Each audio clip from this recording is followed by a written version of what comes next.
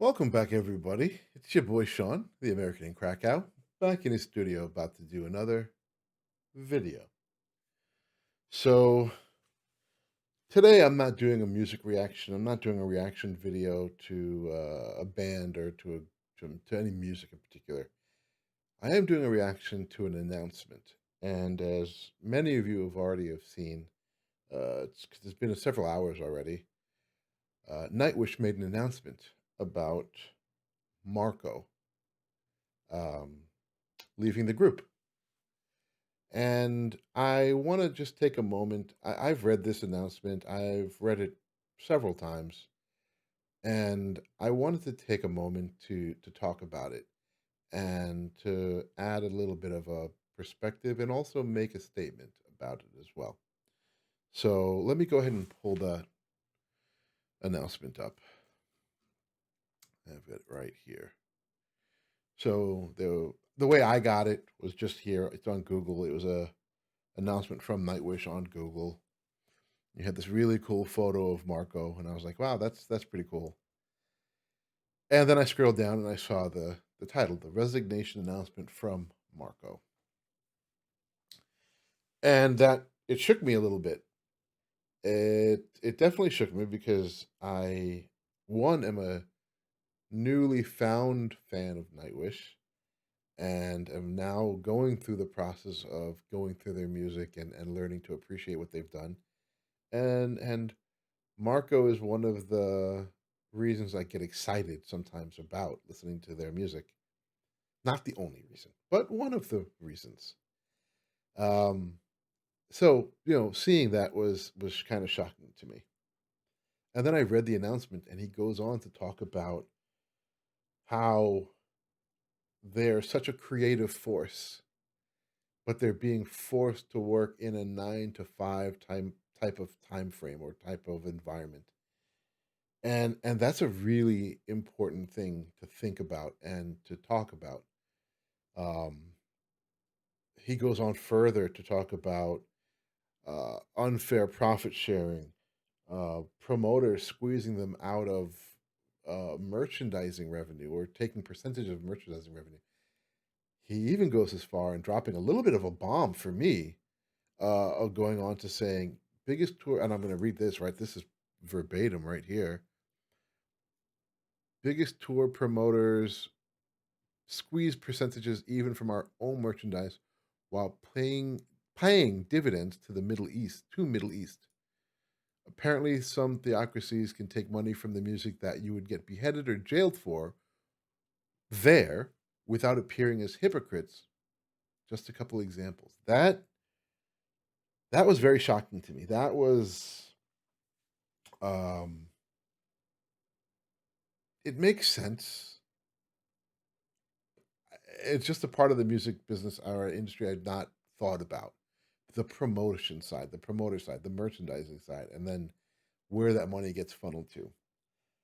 I've talked about, uh, and I think I say it probably towards the end of any one of my videos, not just my Nightwish videos, any of my reaction videos, that I generally don't get any revenue from the videos I post on YouTube because they're all copywritten. It's all copywritten material that I'm reacting to. But I'm okay with that. I was happy with that because, and I turn on my ad revenue, I turn on monetization because it says the revenue is going to the copyright holder.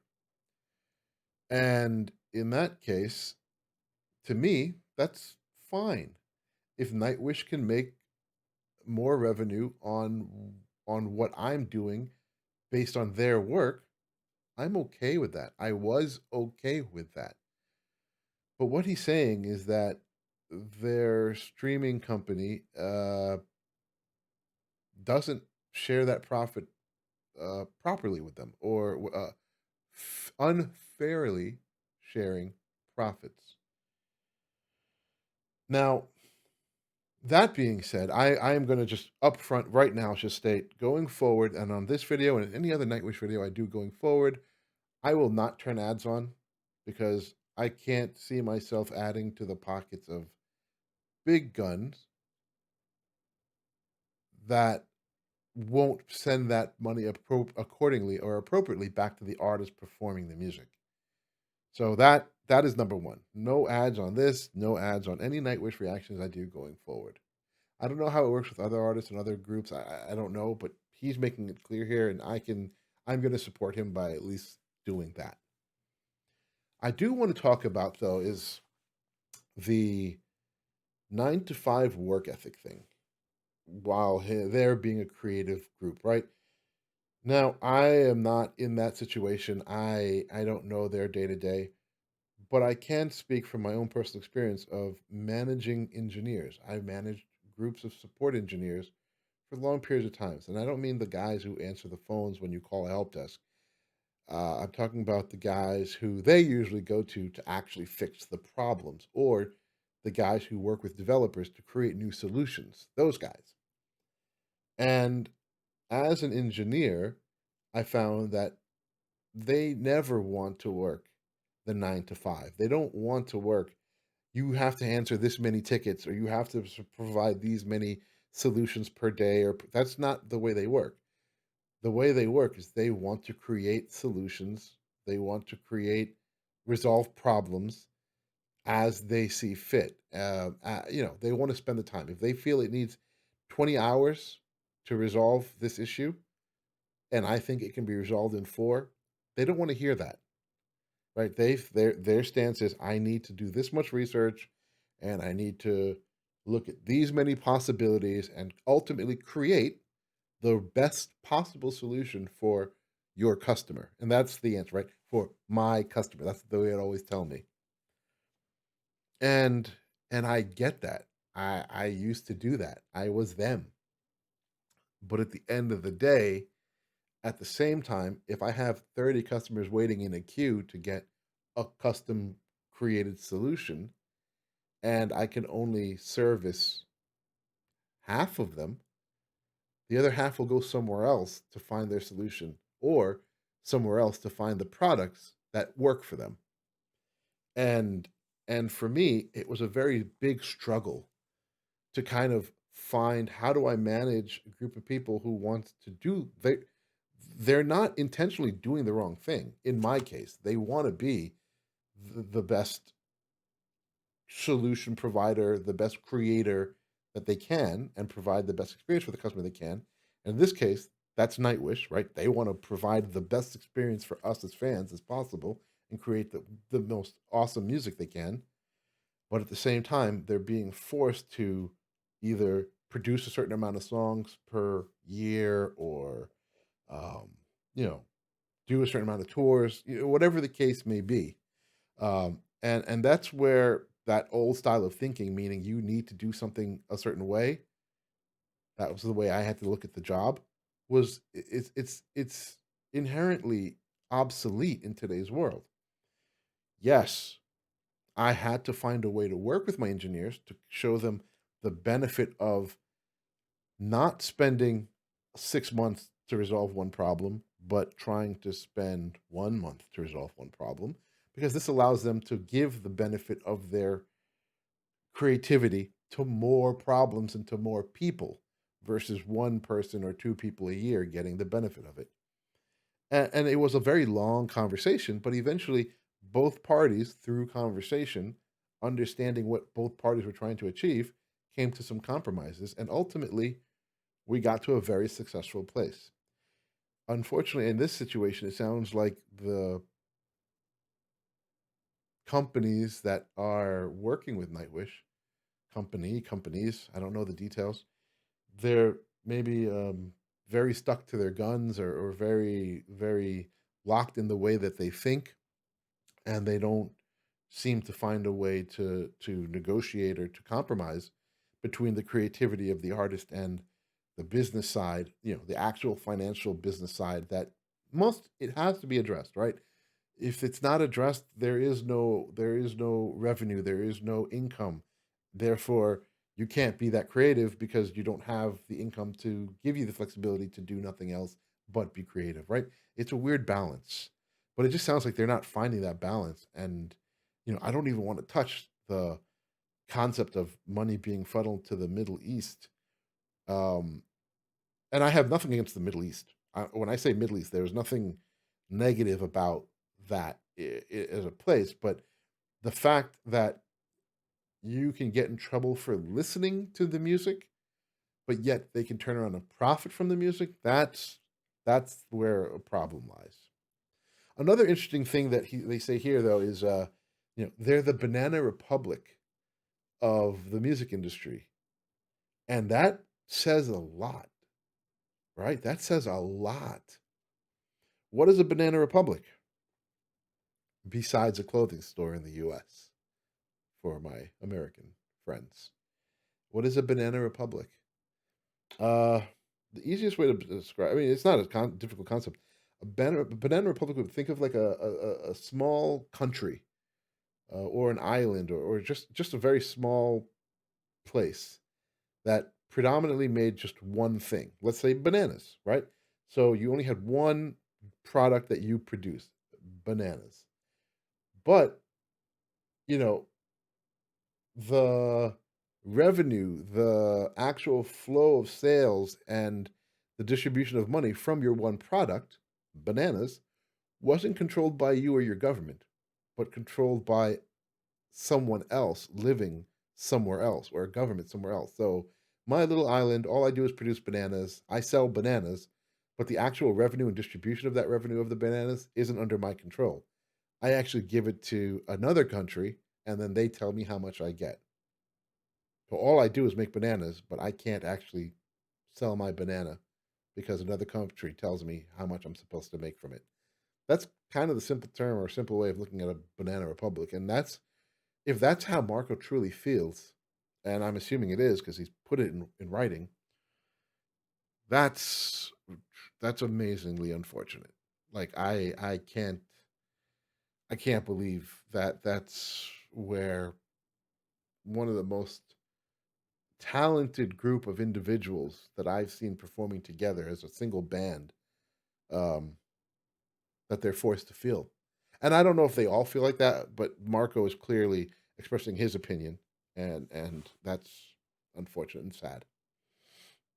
Anyway, further down, he talks about himself and his having chronic depression and him thinking having some dark thoughts and he needs more time. He's going to need time to find new ways to inspire himself or to be inspired to continually create.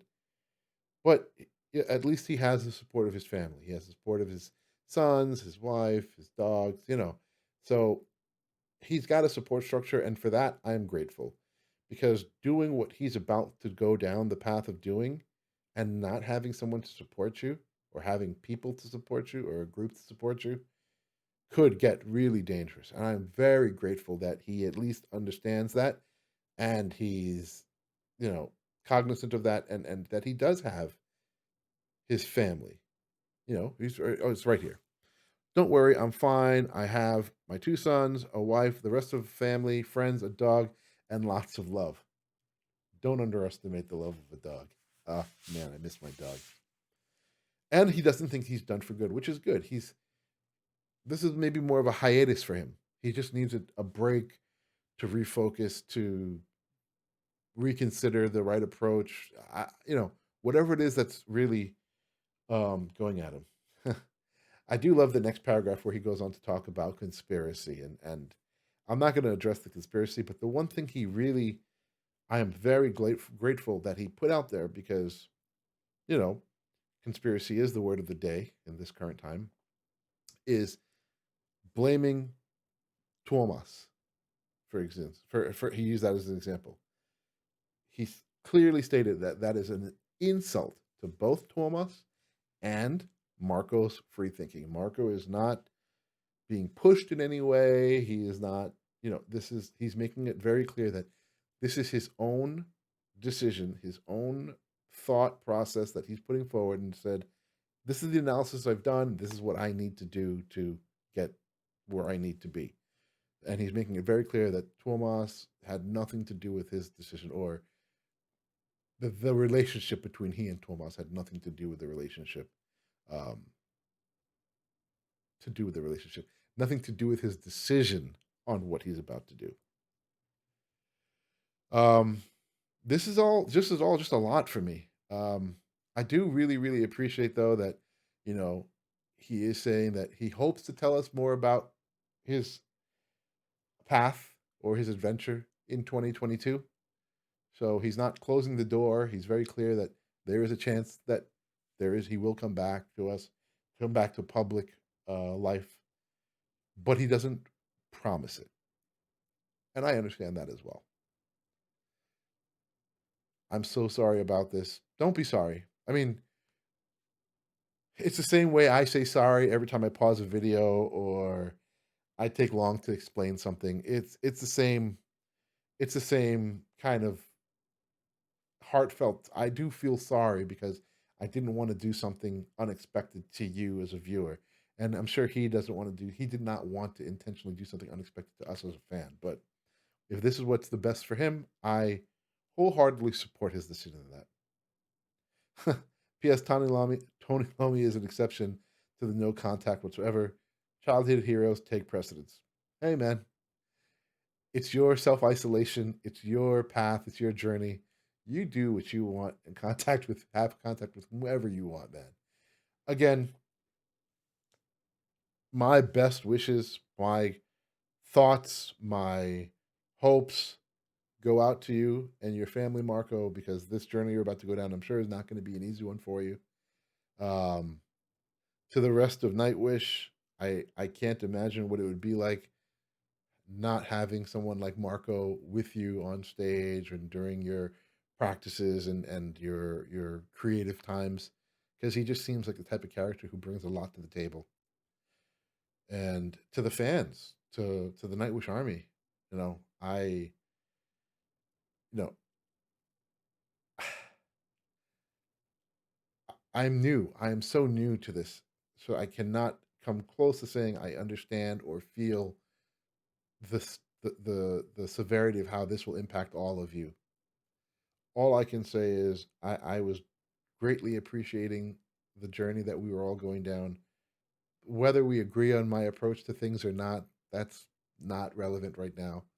Um, but for those of you who are going to struggle with decision and struggle with this loss, my heartfelt prayers go out to you. Like not in a negative way, like somebody just it's just in a I really, really hope that you can find a way to work through this because I know for some people this is going to be a very impactful thing.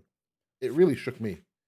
And like I said, I'm a new fan. So for the long time or the hardcore, this is going to be a hard thing to swallow. And at any time, feel free to leave comments. I try to reply. If you ever need someone to just talk to, drop a reply, drop a comment. I'll do my best, to listen and provide any commentary or feedback I can or advice. I'm not an expert in anything. I just like a lot of things. Um, but that's it. Um, that's all I had to say. Marco, best of luck to you and your family. Nightwish Army, again, eh, I don't want to say my condolences because makes it sound so final, but I do understand. I do feel for you guys, and I hope I can help you in any way I can. I will. And to Nightwish, man, like I said, I can't imagine what it would be like to lose such an amazing partner. And I know he's not lost to you. You guys will all probably still be friends and communicate and talk. I just mean as a contributing partner to your creative process and your creative journey. You know, that's got to be a hit for them as well. Anyway, that's it, y'all. Thanks. Peace.